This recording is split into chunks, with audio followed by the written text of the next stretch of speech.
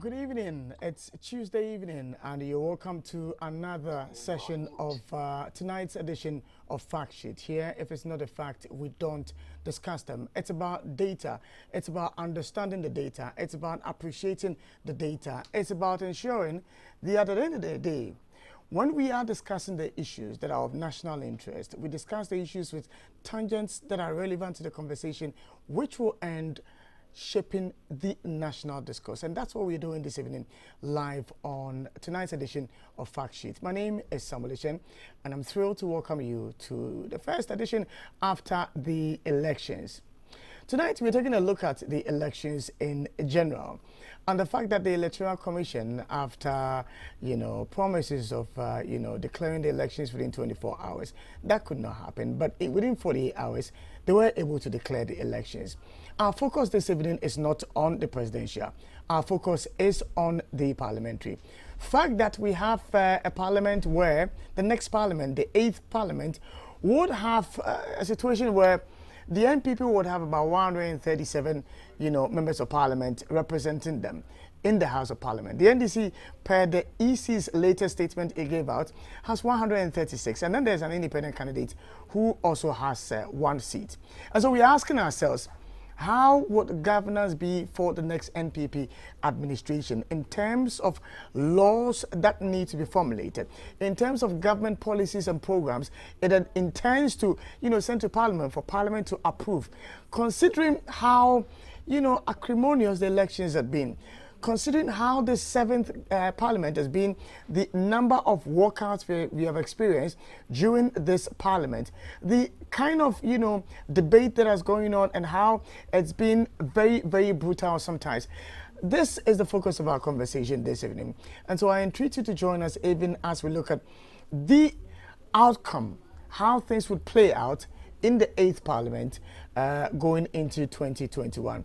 So this evening, I encourage you to stay with me even as we interrogate the issue. I have my guest on standby to discuss these issues. But for now, I welcome you to the show as we take a short breather.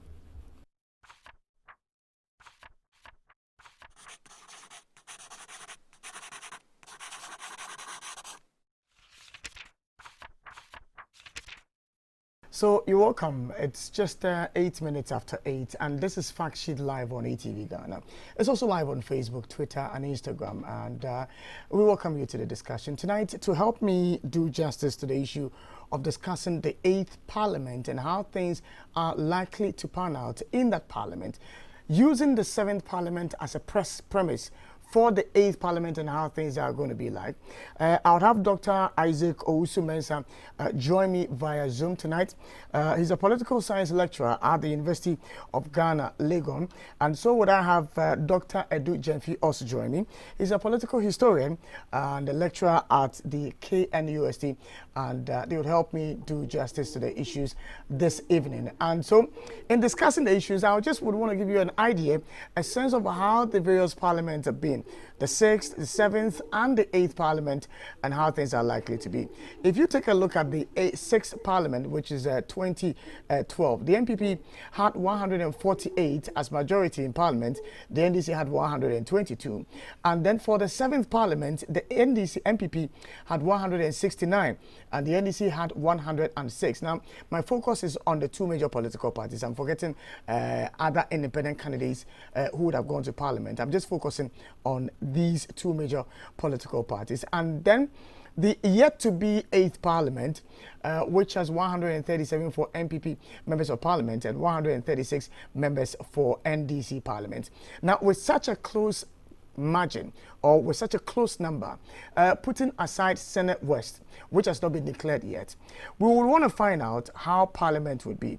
But it would be most appropriate if, in welcoming my guest this evening to the show, I find out from them how they saw the elections before, during, and after the elections. And so I start with Dr.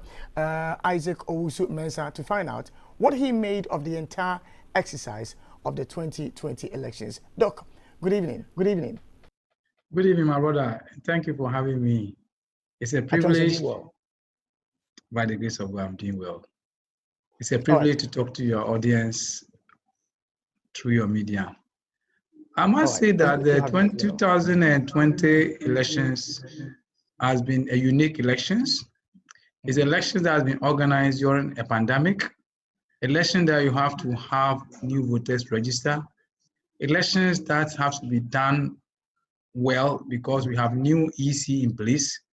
But I think at the end of the day, some of us are very happy with the outcome of the elections, in spite of the challenges associated with the process of the pandemic and all the related issues.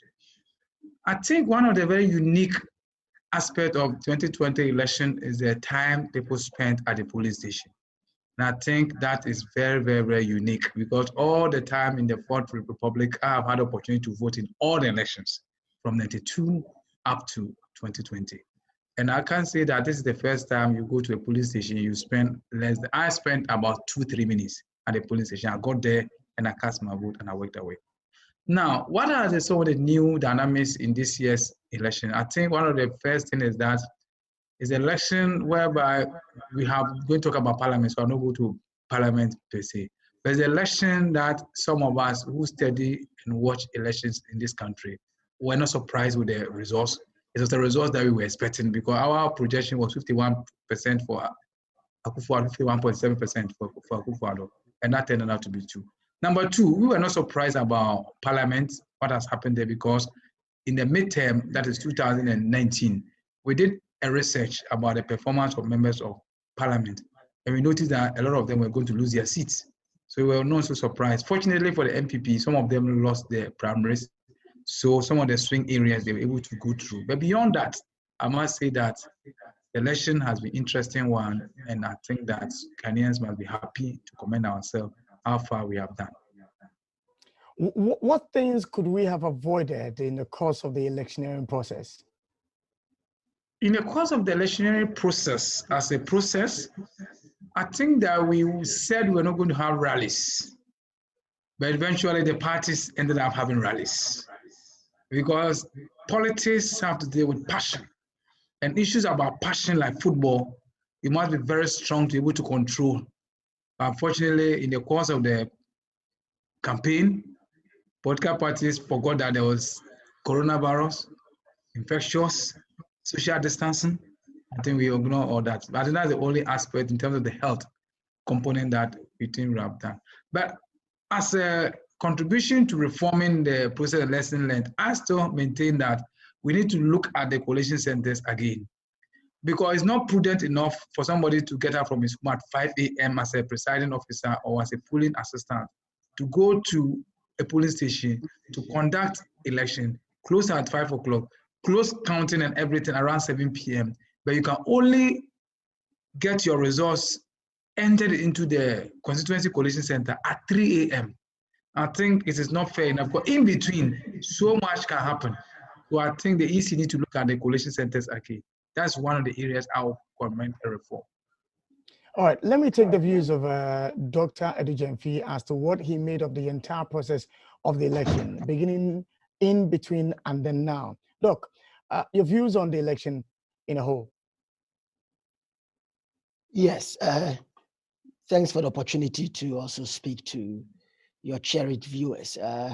I would take off from where Dr. Usumesan left off. I think clearly we have had a kind of quiet election, except for the post-election outcomes. Yes, some few inflections here and there.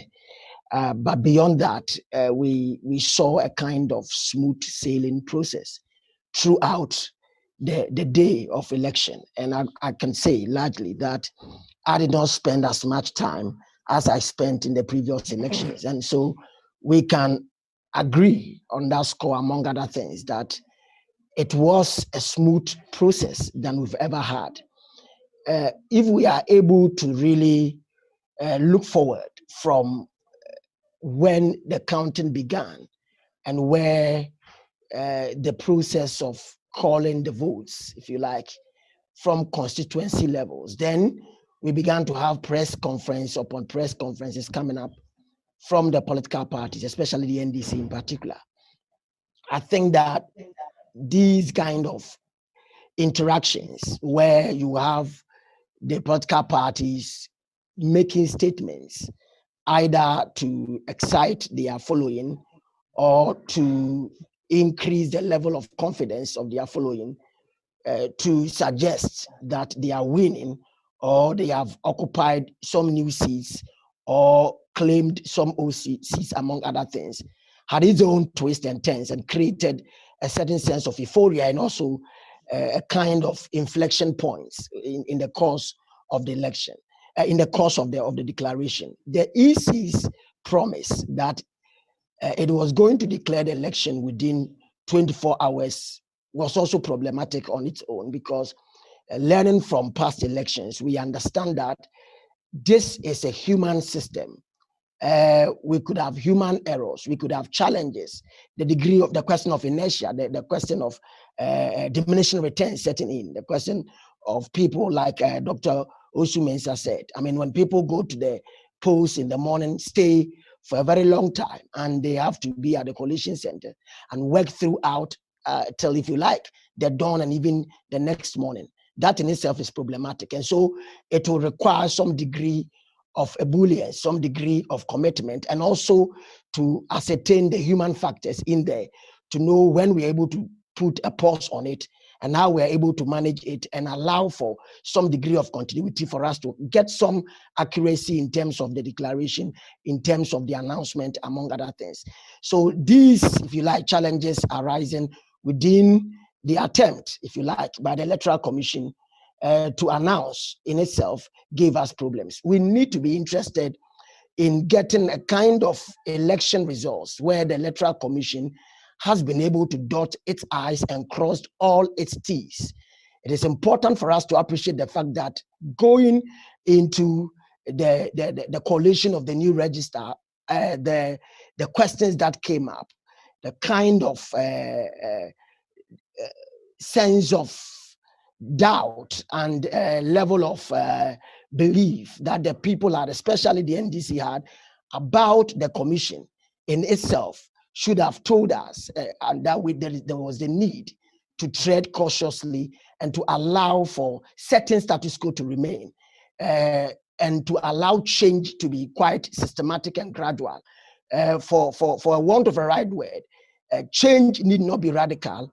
It must be gradual, to the extent that insofar as the MPP, when it's in opposition, accuses the EC of being in bed with the NDC, and insofar as the NDC, when it is in power, the MPP accuses the EC of being in bed with her, it is always important that the EC is able to, if you like, unfetter itself from such encumbrances by striding cautiously, steadily, systematically, and giving itself time to be able to do some of the things it did.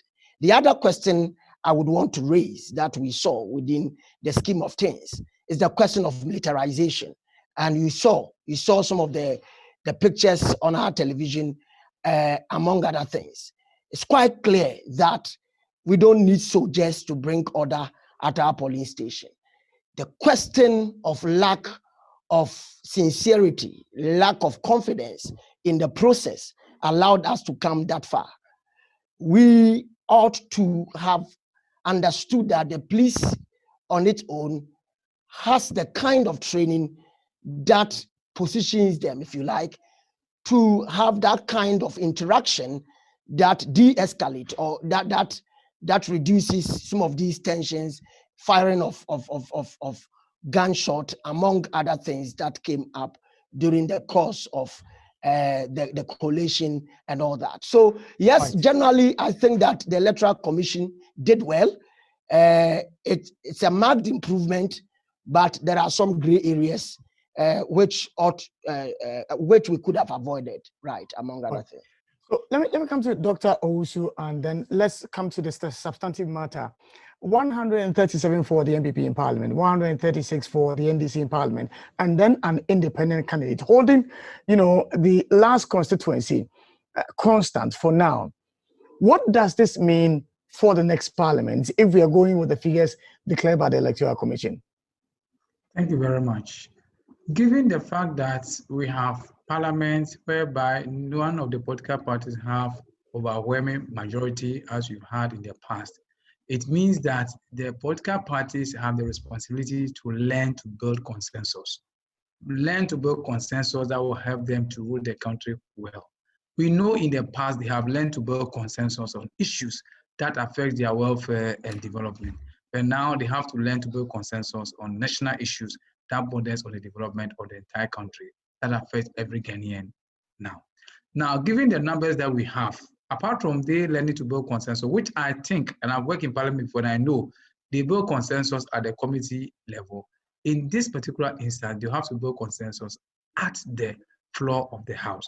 Now, the majority party, which happens to be the MPP with 138, which is going to have the independent to add, will give them the majority, which is going to be really slim majority. But I hope that they will be able to work closely with the NDC to get some things done, because what happens is that if you have the speaker, you have the first deputy speaker, you will not have enough of your members on every committee. So they can decide that, okay, at the committee level, let us have an election at the committee level. Then some committees will be chaired by certain party members who are from other, but that doesn't work well for us.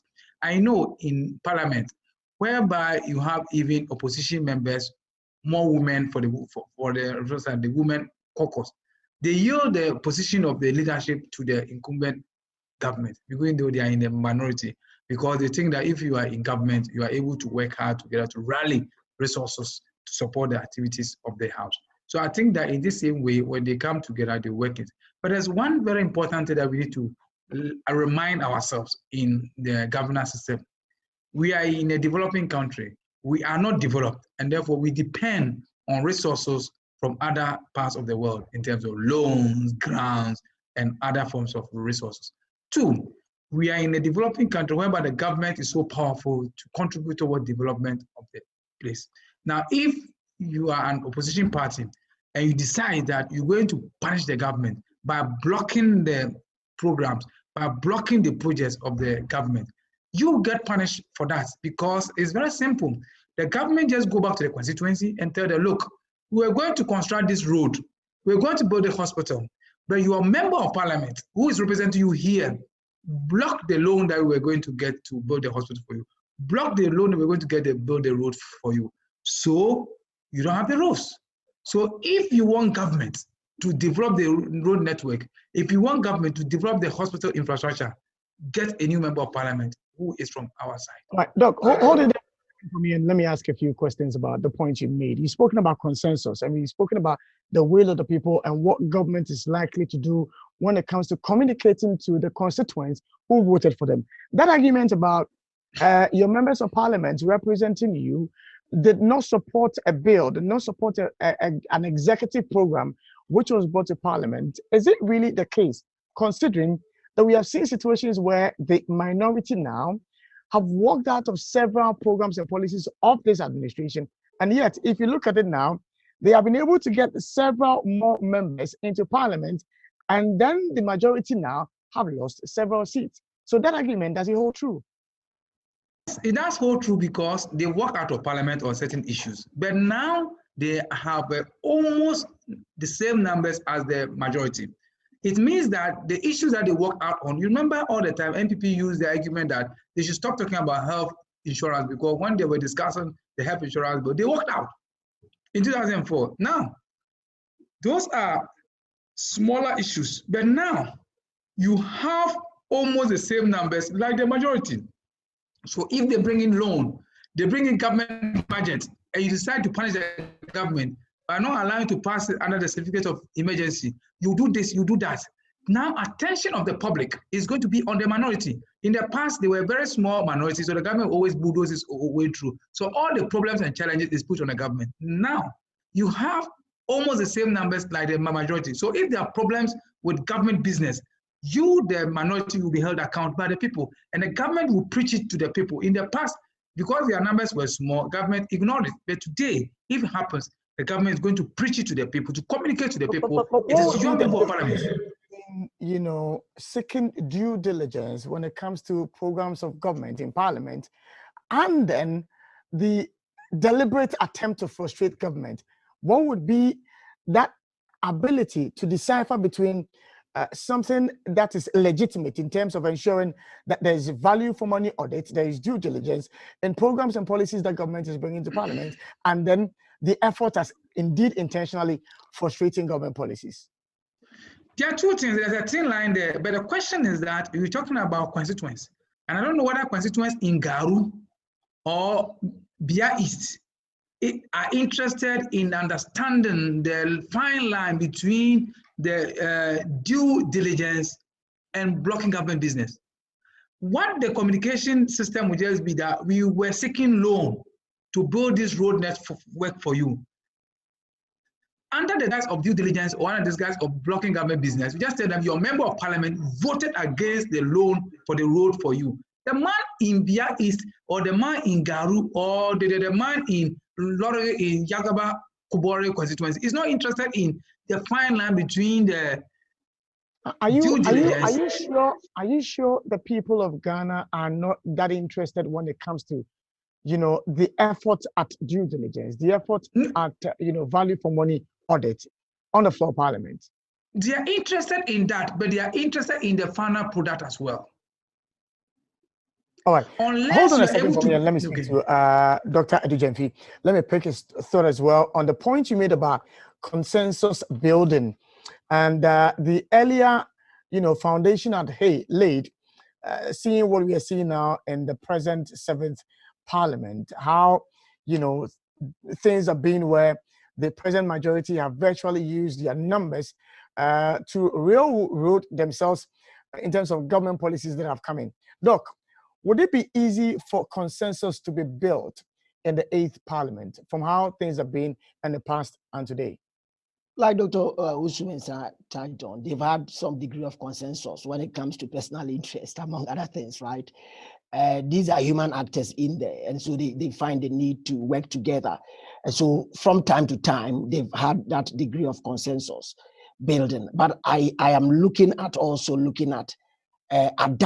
adaptation within the whole discourse on consensus building, because it will not be politics as usual. It will not be that strict majoritarian rule in the strictest sense, where you bring issues to Parliament, bills that can go through like running, if you like, hot knife through butter, right? Because you would have to adapt. It will mean that the posture of even the executive is very important. How the executive conducts itself as an arm of government, that has its, if you like, representation in there, who are also largely representing their constituents, even though Parliament as an arm should be independent and insular from the executive. We have seen that the Constitution, right, the parent law of the land, allows the executive head to have some degree of control and some level of influence in what goes on within Parliament. To that extent, can we have the opportunity to have a Parliament that is quite insular and that is able to behave like the exact theory of separation of powers in the sense of the concept? But largely we know that without adapting any kind of posture from the executive, any kind of posture, if you like, from the leadership of Parliament, that is likely to be formed by the one which has the slightest majority, can lead to some degree of disagreement. And so the posture, the attitude even of the executive, including the leadership of Parliament going forward, will require adapting to the new situation, where we understand that we need to work together and we cannot, if you like, throw the state into a state of dilemma. I agree in tutu with Dr. Owusu-Mensah. The people, the parliamentarians, represent the nation. We cannot practice the pristine form of Athenian democracy. All of us cannot move from our rural areas and come and sit in Parliament. Within this representative democratic arrangement, there is a need to have that representation that sees that they have a certain duty of care to the people.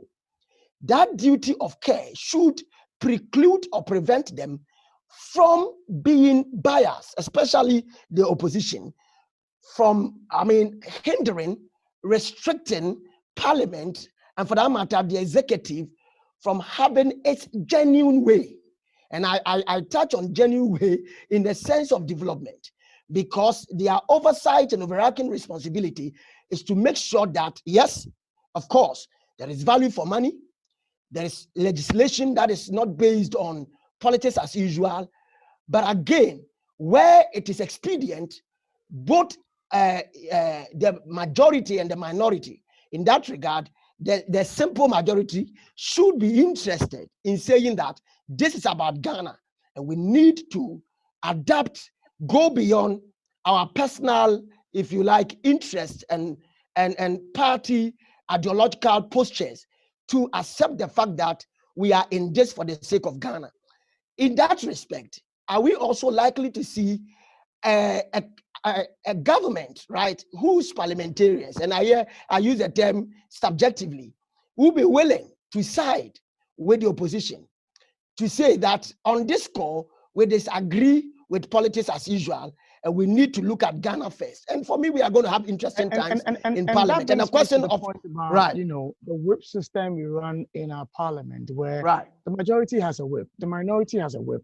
All right, these, you know, whips are supposed to whip their people in line according to their party's ideologies, according to their party's, which may be in Parliament. In that respect, if a whip is being told by his party to whip his members of Parliament in line, let's say the opposition 136, what happens to a government policy which has come to Parliament where the opposition says we've whipped everybody in line and we are going against a program? It's going to be a difficult time for whips around this time. I must say this before I touch on the substantive question. It's going to be tough for them because, you see, it's going to be a tightrope if they are not careful to want to follow strictly ideological lines. Then they will end up losing elections, just like Dr. Usumesa said. The people of Ghana are watching. It's a classic case for us to see how we go. Yes, ideologically, a political party might say that we want to see a gradualized process. For example, free education in the foreseeable future and free education now. But the question is that, does our constitution touch on free education? Are we interested in having free education? Can we all agree, adapt to say that free education is important? Can we come to certain compromises and move from compromise to consensus building and adapt? Here, when we are adapting, ideologically, we are not comfortable about the decision we are taking, but we are adapting, because if we don't adapt, it will not inure to the benefit of the state, and further, it is also likely to cause a lot of political, if you like, chaos and challenge for our party going forward. Ghana would need Parliament to function to give us the results. Whips would rather want to be interested to have their members in the House to debate on issues, to really attend meetings at committee levels. But ideologically, they need not be dogmatic. They need not be sheepish. They have to come to the table, argue ideologically, but look at the conventions, the issues that are arising and what they are contingent upon. So they cannot come as usual. They must come to the table with some degree of clean hands, having a degree of duty of care, understanding that whatever we do, if we end up blocking the course of progress of the executive, it is likely to also be detrimental to our own cause as parliamentarians and also grind the developmental wheel to a halt. And we need to understand that the executive head, the president himself, where he sits as the executive head, he must use his diplomatic tactfulness, his, if you like, nuance, having been in parliament before and having served in respective ranks. He understands that the question of adapting, even at the executive level, is important to influence the posture, the ideological posture of the NDC in parliament today. And I believe that they understand it, and they are going to really push themselves up to that task. Dr. Isaac Owusu, and it's a straightforward one. In numerical terms, indeed, the NDC the NPP may have, an advantage with just one person, that puts them in the position of the majority. But is there really a majority in Parliament? Now, the reason why I'm asking this question is this. If you read the Constitution, and let me read just a bit of it to you. 175 thereabout, I think 174.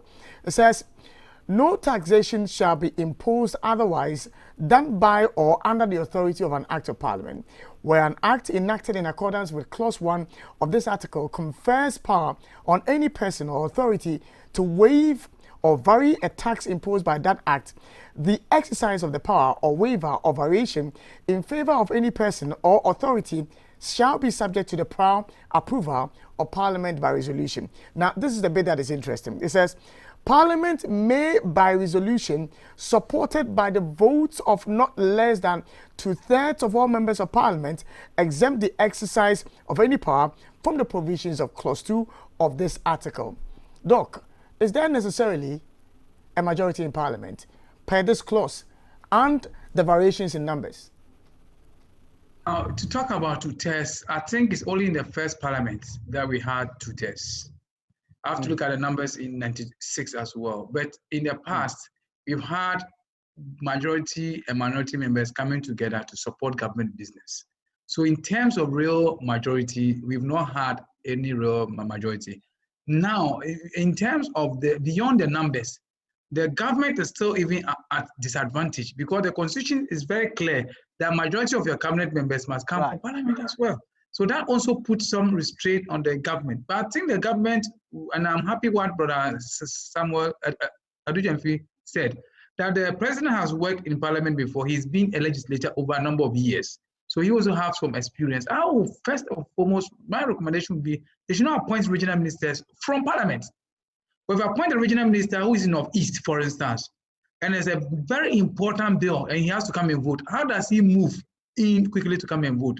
So my recommendation first would be that they should not appoint regional ministers from Parliament, number one. Number two, beyond the fact that you have the slimmest of the majority, certainly you have some as whip, you have some as a majority leader, you have some as this and that who are engaged in other forms of parliamentary business that may not even be at the floor of the House.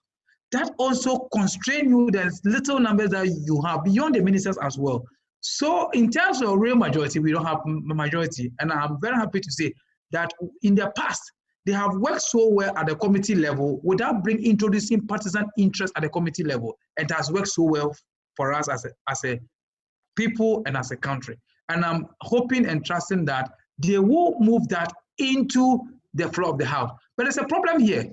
You see, as we speak now, NDC feel that they've been cheated in the presidential elections. So they want to go to Parliament to vent their venom there. And that is where it becomes very interesting and it becomes very complicated. And I think that all the two parties need to watch this carefully. All right. Now, there's a question I would ask, Doc, before you leave, and then I go to Dr. Adujamfi.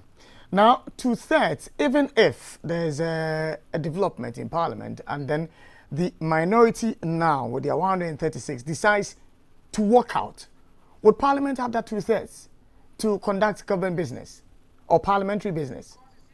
Before you can walk out of Parliament, you have to sign in to have attended parliamentary business. As soon as you sign in, you are counted. That is why when the minority walk out, the government is happy to conduct all their business because technically you are present in the House, but you walk out of the House. But they would not have been part of the voting process, would they? You see, it's highly inconsequential. When they talk about attendance is a number of people who have signed in that day to be in the House. So if you sign in to be in the House that day and you decide that you walk out, business will be conducted in your name. And that's why when people walk out. Let me change the scenario then. So the minority know that today a bill is going to be approved into law. And so they decided, okay, we are not even going to Parliament in the first place. Then they will not have a quorum to start the parliamentary business. So Parliament yes, you don't have a quorum to start the parliamentary business. But for how long are you going to stay out of Parliament? Because there's also a law as part of the parliamentary standing order. If you forfeit attendance of Parliament number of days, your seat becomes vacant. But I thought, for parliamentary business to, happen, a quorum is 1/3 of the House, or? So yes. 1/3 would obviously give the majority the opportunity to go about government business. Yes. Because 1/3, you have 136, that's more than one third of the total, the 275, which is about 91 or something. Or yes, but one thing we need to check very well is that when you talk about two-thirds, talk about two-thirds members of parliament in parliament. Mm. All right. Please, now let me. Yes, I'm getting your point you're making, but I also want us, like the point you just made, I wanted us to understand, and our viewers to also understand that the way things are, though the NPP has the majority, is it really a majority in terms of the conduct of parliamentary business, the approval of, government business, and then legislative instruments? That's the point I want us to wrap our minds around. As we speak now, they have the majority to conduct whatever they want to do, but they don't have the two-thirds majority. And even in the 7th parliament, they didn't have the two-thirds majority. So they can still go around whatever they want to do now. But the issue that still stands is that because of the various appointments that will be coming in, that constrains them much more. And that is where, in real terms, they're going to have the majority to conduct their parliamentary business. All right. If you just join, you're welcome. This is Fact Sheet live on eTVGhana. It's also live on Facebook, Twitter, and Instagram. At this point, we'll take a short breather.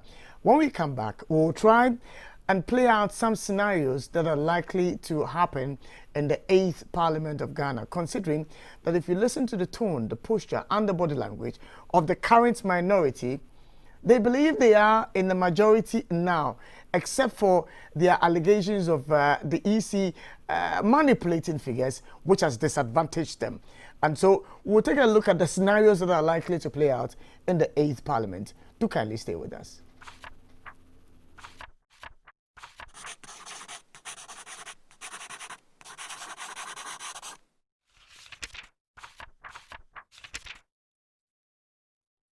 All right, so you're welcome back. This is Fact Sheet live on eTVGhana. Tonight we're talking about the likely scenarios that might play out in the next Parliament of Ghana. That's the 8th Parliament next year, God willing. We're talking about, the government policies. We're talking about laws that will be sent to Parliament. We're talking about the compromises that are supposed to be reached for government policies and programs that will come to Parliament to be, deliberated upon and agreed with Ghana at the back of the minds of the politicians who would sit in Parliament. Would we see this, or would you not? Tonight, that's what we're talking about. And my guests are Dr. Isaac Owusu and Dr. Samuel Edujemfi. We've been talking about this, and we've spoken about, the issues about consensus building. We've spoken about, issues to do with the thin line between, an intentional effort at frustrating government programs and policies, and then a positive patriotic attitude of ensuring there is due diligence and value for money audit at either the committee level or on the floor of Parliament when debates are ongoing. But looking at the posture and the attitude of the minority now, fact that they feel that they've been robbed of some of their seats in Parliament, would we see them cooperating with the majority in Parliament? Doc, Owusu, is there a likelihood, do you foresee the NDC compromising to support government policies and programs in the next Parliament?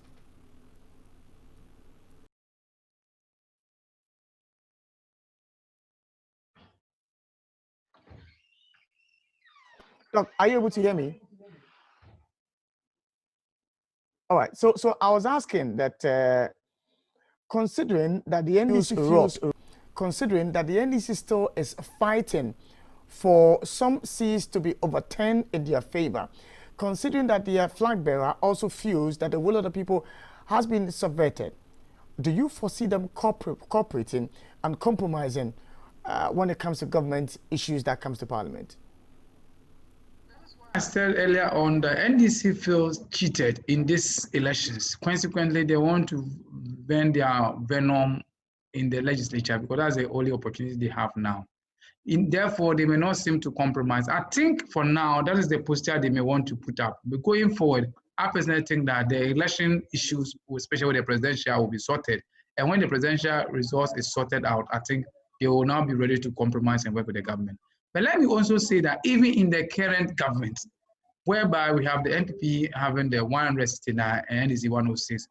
There were some seats that NPP really considered that they won in the 2016. And there were some seats NDC also really considered that they won in the 2016. But given the fact of the numbers, they realized, look, my brother and my sisters, let's make progress, let's move on. I also think that in the same way, when they come to parliament and they start working together, I think they will be able to work together and they'll forget about the elections and move on. But they have a country to develop. They have Ghana to rule, both the majority and minority. And therefore, consequently, they'll have no option but to work together to move on. But from the start... Dr. Adijamfi, do they not have an option as a minority in the next parliament, considering how aggrieved they are? If you can pick the question again, I'm saying that Dr. Owusu said that they would, in the end, not have any option than to come to the table for, parliamentary business to go on. And I'm asking that, considering how aggrieved the NDC is, be it in parliament or the presidential, do they really indeed not have an option?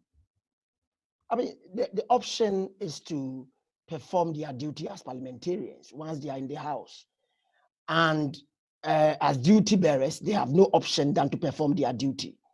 I think what we are trying to look at are the dilemmas that will come up because of their, if you like, personal kind of personality traits that will fit into the activities in parliament.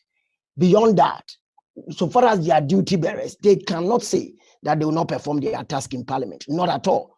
I think what is important is that they would rather want to prove their worth and be able to make sure that parliament is not business as usual, and that the country will begin to even give them some credit by pushing for those things that will serve as a proper check on the executive to inure to the benefit of the state and also to their political party, looking forward to the fact that Ghanaians will see the kind of work they will do in parliament and give them the opportunity to also have executive power in the foreseeable future. So they cannot say that as duty bearers, they are going to drop their responsibility or decide to blatantly sabotage the process and would not allow for a kind of government or a state that will continuously, travel on the kind of traction that will lead us to development. And so, in fact, the NDC has a Herculean task. Here, Ghana is looking at them, how they are going to conduct themselves, how they are going to make sure that they adapt and also engineer the process to inure to the benefit of the state and also to add on to support their own quest for power in the foreseeable future. And so for me, it's a